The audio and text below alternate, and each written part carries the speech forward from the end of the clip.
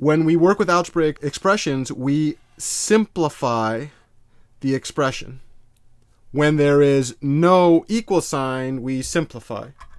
We also might recall that when we simplify algebraic expressions, we do so using a sequence of equivalent expressions.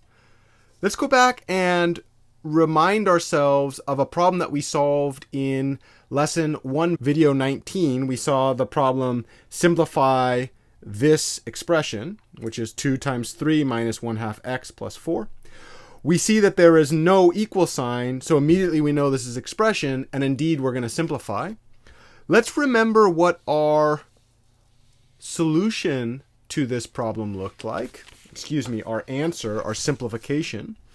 We did a few different steps. The first thing that we did that I thought was really, really important is we rewrote the original expression in our own handwriting, and I think we deserve kudos for that, so we get a little smiley face. Yay! Always when simplifying expressions, we're going to rewrite the original expression in our own handwriting.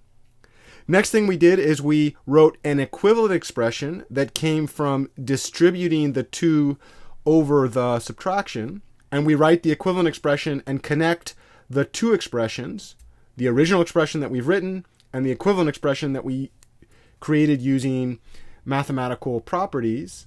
We write them using an equal sign. We go down to the next level. We write our second equivalent expression. Here I've just labeled them so I can refer to them. One thing I want to call out here that deserves more kudos is that we're lining up our equal signs. Yay! We definitely deserve a smiley face. When we rewrite the original expression, we deserve a smiley face. When we line up our equal signs in between equivalent expressions, we deserve a smiley face.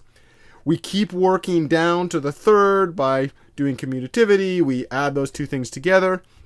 One more really, really beautiful thing that we're doing here is that we're working vertically down the page, not horizontally. I see so many students work horizontally and they mess themselves up, not because they don't understand the math, but because they can't even read their own handwriting. That was me when I was younger.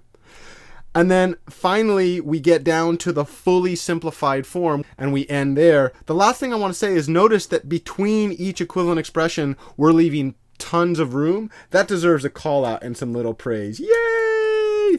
Yay! Room. I'm all about form. I think so much of math is just how we write it. And what I'm going to say is bad habits are easy to form and hard to live with. Good habits are hard to form and easy to live with. I'm going to be shouting out throughout my videos a bunch of different ways to help you write mathematics that I have found extremely helpful, in the sense that they help me avoid stupid mistakes so that I can show what I actually know. Here are some examples. I'll try to call out the ones that are good in green and the ones that are less than useful in red when I see them.